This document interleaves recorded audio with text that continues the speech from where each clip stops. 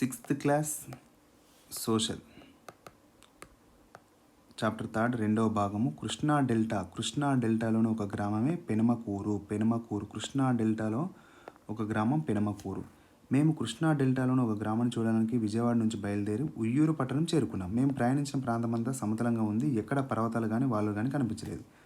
ఎన్నో చిన్న చిన్న కాలువలు వాగులను దాటుకుంటూ ప్రయాణించాం. కాలువలకు రెండు వైపులా పచ్చని చెట్లు, పంట పొలాలు చాలా మంచిగా కనిపించాయి.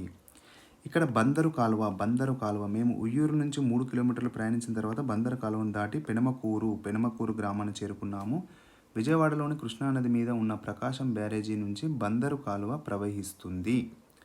ఈ గ్రామానికి వాయవ్య ప్రాంతం నుంచి ఆగ్నేయ ప్రాంతానికి ఈ కాలువ ప్రవహిస్తుంది. ఈ గ్రామానికి వాయవ్య ప్రాంతం నుంచి అంటే ఇక్కడ ఆల్రెడీ మనము ఇక్కడ క్లియర్గా దిక్కులు చూసినట్లయితే మనకు వాయవ్య ప్రాంతం, ఈ వాయవ్య ప్రాంతం నుంచి ఆగ్నేయ ప్రాంతానికి ప్రవహిస్తుందట.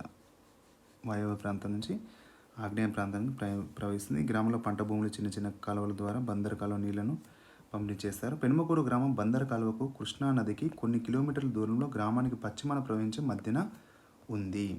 ఇది పెనుమకూరులోని మైదాన ప్రాంతం, చాలా చక్కగా ఉంది. బందరు కాలువ కానుకొని ఉన్నటువంటి పూరిల్లు, ఇక్కడ బందరు కాలువ కానుకొని ఉన్నటువంటి పూరి గుడిసెలు. ఇక్కడ ప్రకాశం బ్యారేజ్ మనం కూడా తెలుసుకుందాం. కృష్ణానది ఉత్తర ఒడ్డున విజయవాడ నగరం ఉంది. కృష్ణానదికి ఉత్తర ఒడ్డున విజయవాడ నగరం ఉంది అంటే పైన. 1853 సంవత్సరంలో బ్రిటిష్ వారు విజయవాడ దగ్గర కృష్ణానదిపై ఏం చేశారంటే బ్యారేజ్ నిర్మించారు. దీన్ని మనం ప్రకాశం బ్యారేజ్గా పిలుస్తాం. ప్రకాశం బ్యారేజ్ ఏ నది పైన ఉంది? కృష్ణా నది పైన ఉంది. 1853 సంవత్సరంలో బ్రిటిష్ వారు విజయవాడ దగ్గర కృష్ణానదిపై ఈ బ్యారేజీ నుంచి కాలువ ద్వారా మళ్లించిన నీటితో 12 లక్షల ఎకరాలకు భూమి సాగవుతుంది. ఎన్ని లక్షలు? 12 లక్షల ఎకరాలకు సాగవుతుంది. నేలలు పెనమకూరు నేలలు చాలా వరకు సారవంతమైన ఓండ్రు నల్లరేగడి భూములు. నదులు నిక్షిప్తం చేసిన నేలను ఒండలి నేలలు లేదా ఓండ్రు భూమి అని అంటాం. ఓండ్రు భూములు సారవంతంగా ఉండి ఎక్కువ నీటిని పట్టి ఉంచగలవు. వీటిలో అధిక పోషక పదార్థాలు ఉంటాయి. ఈ భూమిలో పంటలు బాగా పండుతాయని మీరు భావిస్తారా? ఇక్కడ 15 అడుగుల లోతు వరకు మనము నల్లరేగడి మట్టి కనిపిస్తుంది. ఈ భూములు వర్షాకాలంలో ఎంతో జిగురుగా ఉండి చాలా కాలం వరకు తేమను పోగొట్టుకోకుండా ఉంటాయి. ఇవి ఆరిపోతున్నప్పుడు భూమి ఉపరితలం మీద పగులు ఏర్పడతాయి. ఈ పగుల వల్ల భూమి ఉపరితలంపై ఉన్న మట్టి రాలి పగులలోకి చేరుతుంది. దీన్ని సెల్ఫ్ ఫ్లవింగ్, స్వయంగా మట్టి మార్పిడి అని అంటాం. ఈ పగుల వల్ల భూమి ఉపరితలం పైన ఉన్న మట్టి రాలి పగులలో చేరుతుంది. దీన్ని సెల్ఫ్ ఫ్లవింగ్, స్వయంగా మట్టి మార్పిడి అంటాం. ఈ ప్రాంతంలోని భూములు ఎల్లప్పుడూ సారవంతంగా ఉండడానికి ఇది ఒక ముఖ్య కారణం.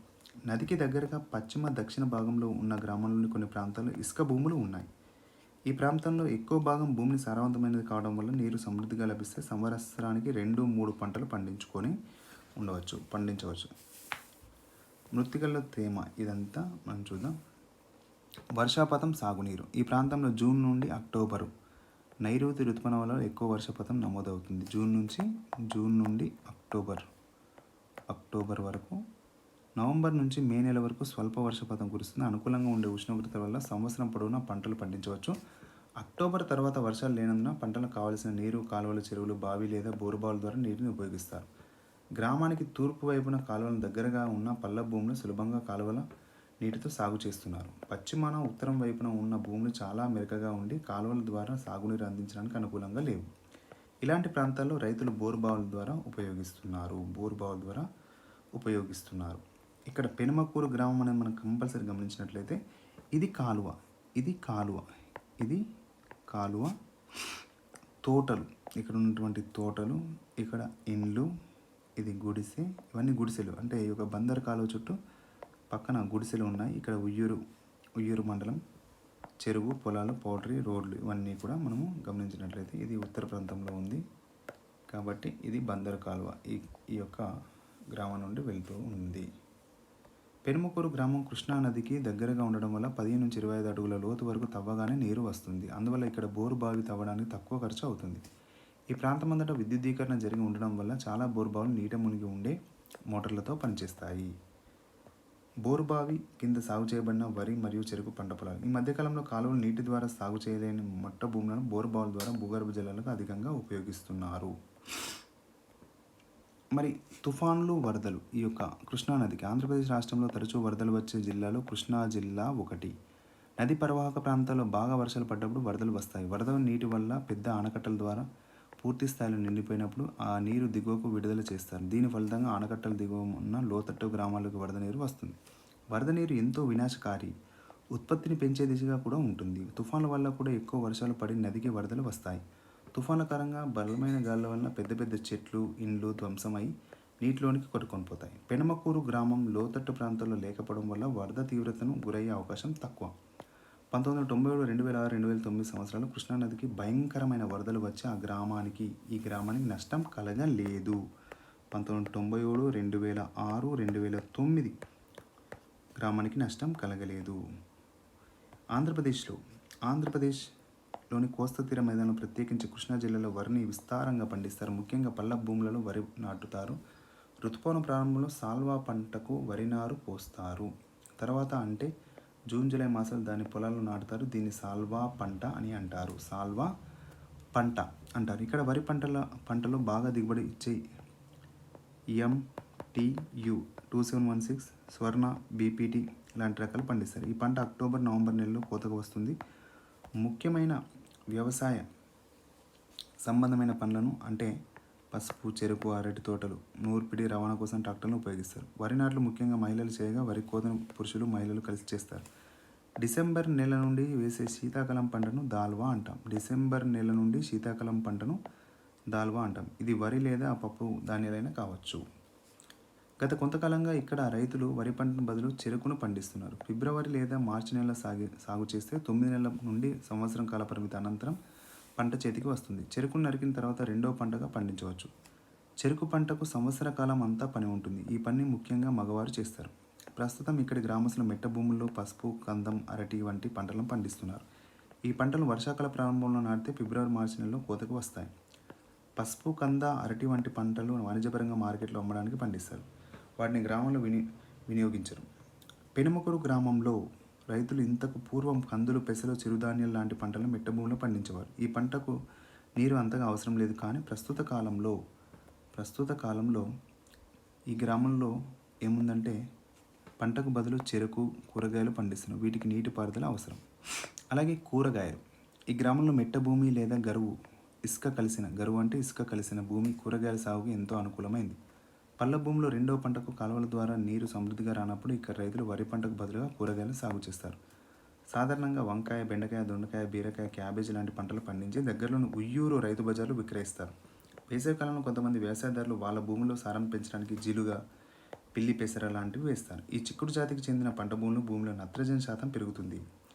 ఇవి వేసిన 30 నుంచి 40 రోజుల తర్వాత ఆ మొక్కను భూమిలో కలిపి దున్నుతారు. ఇది పంటకు ఎరువుగా కూడా ఉపయోగపడుతుంది. తోటలు. కృష్ణా నది ఒడ్డున పెనుమకూరు మెట్ట ప్రాంతంలో మనకు వివిధ రకాలుగా పండ్ల మొక్కల తోటలు కనిపిస్తాయి. జామ, సపోటా, బొప్పాయి లాంటి చెట్లు కనిపిస్తాయి. నది సమీప భూముల్లో ఎక్కువ భాగం ఇసుకతో కూడిన మట్టి ఉంటుందని రైతులు చెప్పారు. ఈ భూములను తేమకు నిలుపుకునే సామర్థ్యం తక్కువగా ఉంటుంది. అందువల్ల ఈ ఇసుక భూములలో వరి పంట సరిగా పండదు. ఈ భూముల్లో పండ్ల మొక్కలు వేర్లు నేలలోకి లోతుగా వెళ్ళి అక్కడ నీటిని తీసుకొని బాగా పెరుగుతాయి. అందువల్ల నది సమీప భూములు పండ్ల తోటల పెంపకానికి అనువుగా ఉంటుంది. సాగునీరు మరియు మార్కెట్ పంటల మార్పిడి. ఇటీవల కాలంలో ఆహార ధాన్యాలైన వరి, చిరుధాన్యాలు, పప్పు ధాన్యాల ఉత్పత్తి గురించి చెరుకు వంటివన్నీ కూడా కూరగాయలు, పసుపు లాంటివన్నీ నగదు పంటల వైపు ఇక్కడ రైతులు మొగ్గు చూపుతున్నారు. నీరు సమృద్ధిగా లభించడం, మార్కెట్ సౌకర్యం అందుబాటులో ఉండడం, ఎరువులకు, విత్తనాలకు బ్యాంకుల ద్వారా రుణ సౌకర్యం లభించడం దీనికి ఒక ముఖ్య కారణం. మరి భూ యాజమాన్యం. పెనుమకూరులో మొత్తం ఎన్ని కుటుంబాలు అంటే 750 కుటుంబాలు ఉన్నాయి. వాటిలో 10 కుటుంబాలకు 10 ఎకరాల కంటే ఎక్కువ భూమి ఉంది. సుమారుగా 150 కుటుంబాలకు 5 ఎకరాల కంటే తక్కువ భూములు ఉన్నాయి. మిగిలిన కుటుంబాలకు ఏ రకమైన భూములు లేవు. వీరు భూమిని కౌలుకు తీసుకోవడం లేదా యజమాన భూములలో కూడా పని చేసుకోవడం బతుకుతున్నారు. దుంపల పొలాల్లోని కూలీలు. ఇండ్లు. ఈ గ్రామంలో అనేక కులాల వాళ్ళు, వృత్తుల వాళ్ళు నివసిస్తున్నారు. గ్రామంలో ముఖ్య ప్రాంతంలో భూ యజమానులు మాత్రమే నివసిస్తున్నారు. ఇతరులు గ్రామంలోని సమీప శివారు ప్రాంతాలు, బందరు కాలువ ఇరువైపుల గ్రామానికి దక్షిణ భాగంలో నివసిస్తున్నారు. గ్రామం మధ్య భాగంలో చిన్న కిరాణా దుకాణాలు, బ్యాంకు, RMP డాక్టర్లు, మందుల షాపు, ఐరన్ వెల్డింగ్ షాపులు, క్షౌరశాల, చిన్న హోటళ్ళు కూడా ఉన్నాయి. ఇక్కడ రైతుల ఇండ్లు మనం గమనించినట్లయితే ఇక్కడ ఇండ్లు, భవనాలకు సంబంధించిన ఫోటోలు చూద్దాం. రైతుల ఇండ్లు ఈ రకంగా ఉంది. గుడిసె, చిన్న రైతుల ఇల్లు, రోడ్లు మరియు ఇండ్లు. జంతువుల పెంపకం. ఈ గ్రామంలో మొత్తం భూమి సాగు ఉండడం వల్ల పశువుల మేతకు కూడా భూమి కరువైంది. అందువల్ల కొన్ని ఎద్దులను, ఆవులను, బర్రెలను, గొర్రెలను పొలంలో పనిచేయటకు, పాల కొరకు మాత్రమే పెంచుకుంటారు. ఇక్కడ వాళ్ళు జంతువులను ఎలా పోషిస్తున్నారో చూడండి.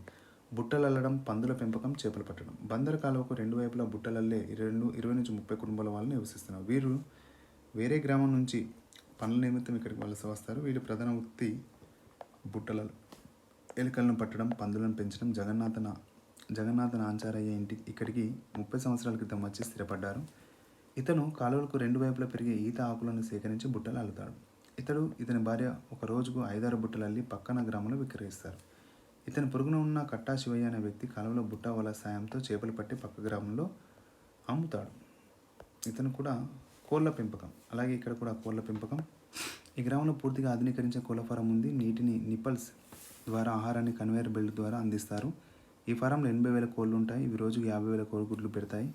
ఈ గుడ్లను విజయవాడ, అసోం, బీహార్ రాష్ట్రాల ఏజెంట్ల ద్వారా ఎగుమతి చేస్తారు. చేపల ఆహారం కోసం కోళ్ళ పెట్టెల సమీపంలో రైతులు అమ్ముతారు. Rice mill. ఇక్కడ ఒక బియ్యం రైస్ మిల్లు కూడా ఉంది. ఈ మిల్లు యజమానులు రైతుల దగ్గర ధాన్యం కొని మరపట్టిన అనంతరం బియ్యంను ఇతర ప్రాంతాలకు అమ్ముతారు. ఇక్కడ కోళ్ళ పెంపకం, బియ్యం మరలు వ్యవసాయ ఆధారితమైన, అందుకే వీటిని వ్యవసాయాధారిత పరిశ్రమలు అని అంటారు. మైదాన ప్రాంతంలో ఇక్కడ ఇదే రకమైన పరిశ్రమలు కనబడతాయి. రవాణా సౌకర్యం ఉండడం వల్ల ఇక్కడ వాళ్ళు అవసరమైన 3 సరుకులను కొనుగోలు చేసి వాటిలో ఉత్పత్తి చేసిన వస్తువులను అమ్ముతారు. ఇక్కడ బుట్టలు అల్లడం, రైస్ మిల్లు, కోళ్ళ ఫారం. రోడ్డు లేదా రవాణా మార్కెట్లు. ఈ ప్రాంతం నుండి వివిధ రకాల నగరాలు, పట్టణాలకు అభివృద్ధి చెందిన రోడ్డు రవాణా వ్యవస్థ ఉంది. వీరిని ఉత్పత్తులు సులభంగా విక్రయించడానికి దోహదపడుతుంది.